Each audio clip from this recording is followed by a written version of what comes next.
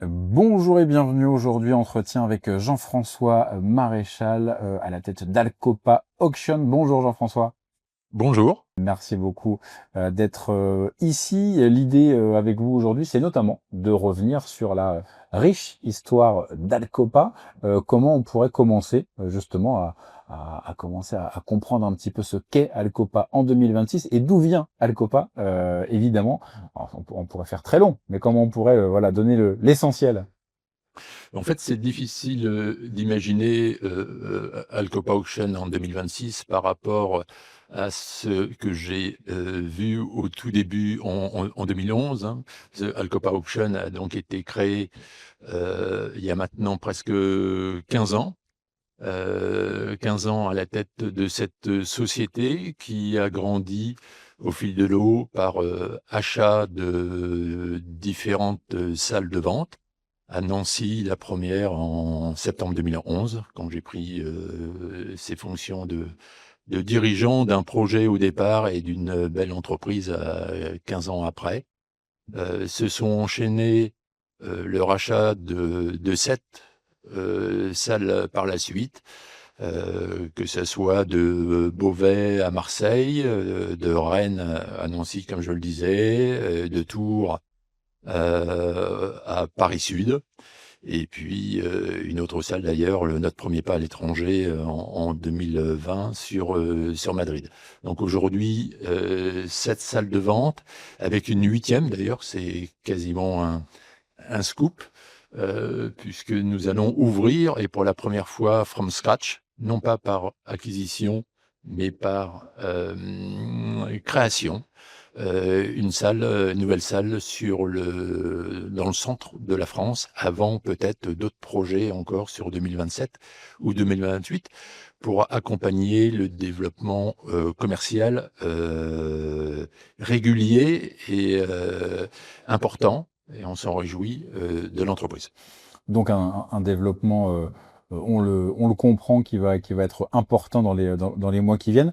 Comment justement, en 15 ans, on réussit à devenir le leader sur le marché de la vente aux enchères physiques? Voilà, vous dites, c'était compliqué d'imaginer où on en est maintenant en 2026. Voilà. Quelle a été la recette? Comment ça a fonctionné pour grandir là comme ça en 15 ans?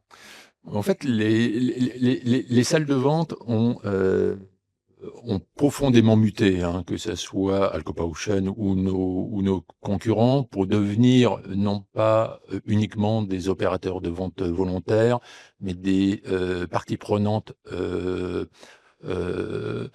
vraiment pleines et entières de l'activité VO et du remarketing en particulier, parce que d'ailleurs on s'est ouvert à des métiers, je veux dire, la chaîne de valeur c'est largement élargi avec l'apport du digital, de la data, de l'IA aujourd'hui, et d'un métier en fait de pure revente de véhicules issus d'ailleurs au départ c'était la genèse des ventes aux enchères, des organismes financiers, puis des loueurs longue durée pour écouler tout ce qui était euh, longueur potentielle sur les fleets. Euh, le, Vraiment la création des outils permettant aux réseaux de distribution, notamment de professionnaliser leur parcours de reprise et de mieux écouler et de mieux revendre, effectivement, d'optimiser les véhicules à B2B, a permis effectivement de faire quelque part exploser le marché de la vente aux enchères. D'ailleurs, aujourd'hui, 15 ans après, les véhicules issus des réseaux de distribution représentent en volume, pas forcément en valeur, mais en volume, représentent 70% de notre volume. Donc, de notre volume total, toute la croissance, quasiment toute la croissance s'est faite à travers ce nouveau marché, quelque part. On a, je pense, et pas quelques Pauschen d'ailleurs, beaucoup de sociétés de vente aux enchères ont permis aux réseaux de distribution d'optimiser leur canal B2B, mais également d'être beaucoup plus compétitifs sur leur marché en termes de reprise de véhicules, soit destinés à particuliers d'ailleurs, soit à marchands. Et est-ce que justement sur ce côté sourcing, approvisionnement, vous avez justement là, de quelle manière vous avez vu évoluer les choses là en 15 ans et comment vous avez justement, enfin comment ça a accompagné j'allais dire l'accélération côté Alcopa. Est-ce que c'était le fait d'avoir de plus en plus de d'offres? Voilà, je sais pas comment on peut le formuler, mais en tout cas cette richesse d'options qu'on n'avait peut-être pas en 2011. Mmh. Le volume, quelque part, effectivement, a accompagné le volume, parce que c'est notre capacité, évidemment, à bien vendre les véhicules, à proposer à nos acheteurs de plus en plus nombreux aussi, hein, parce que faut rappeler que nous vendons, c'est l'une de nos spécificités, aussi bien à particuliers qu'à professionnels. Pour rappeler simplement, sans se noyer dans les chiffres, on a vendu en 2025 à plus de 45 000 particuliers, un par un, et les 100 000 restants à des professionnels, qu'ils soient de français ou à l'étranger. On a facturé, je crois, dans une trentaine de pays l'année dernière. Donc c'est cette capacité, effectivement, à avoir la plus grande place de marché qui nous a permis de mieux valoriser, effectivement, les véhicules de toute marque et de tout âge. Parce qu'on vend aussi bien un véhicule hyper premium qui a 2 mois qu'un véhicule qui a 20 ans. Et c'est cette capacité, effectivement, à traiter l'ensemble de la chaîne du VO qui nous a permis d'accroître notre sourcing et surtout d'être compétitif, effectivement, pour les vendeurs qui nous confient leurs véhicules.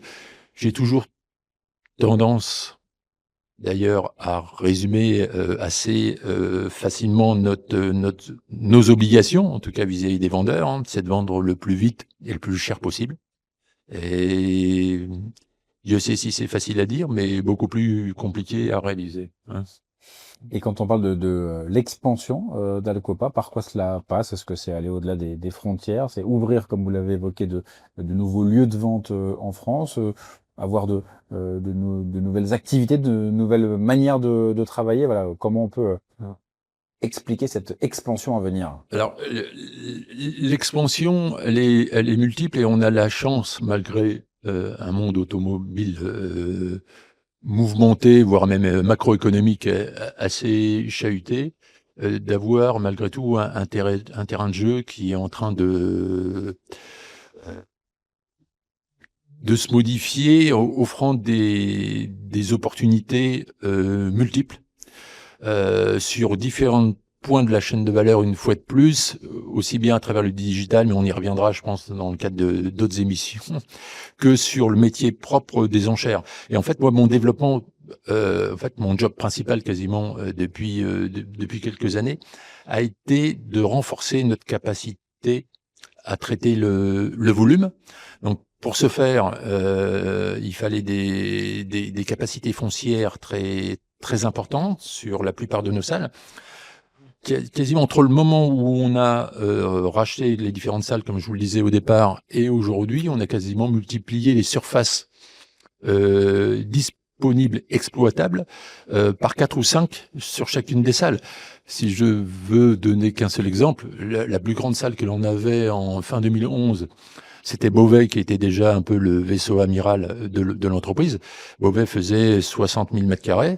Aujourd'hui, on a l'ensemble de nos surfaces couvre plus de 300 000 mètres, donc plus de 30 hectares, sur lesquels on stocke entre 4 500 et 5 000 voitures, et on y vend autant de voitures tous les mois. Voilà.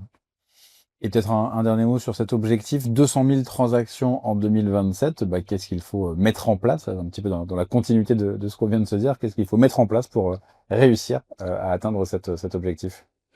C'est déjà de satisfaire tous nos clients, et c'est un métier sur lequel nous avons 2 types de clients, les acheteurs et les vendeurs. Et c'est toute la difficulté et tout l'intérêt et le côté passionnant de ce métier, c'est d'être effectivement apprécié aussi bien par les vendeurs que par les acheteurs.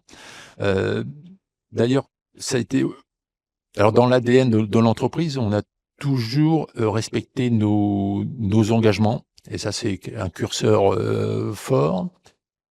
On fait ce qu'on dit et on dit ce qu'on fait. On fait pas forcément beaucoup de bruit, mais on s'y tient. On a nos meilleures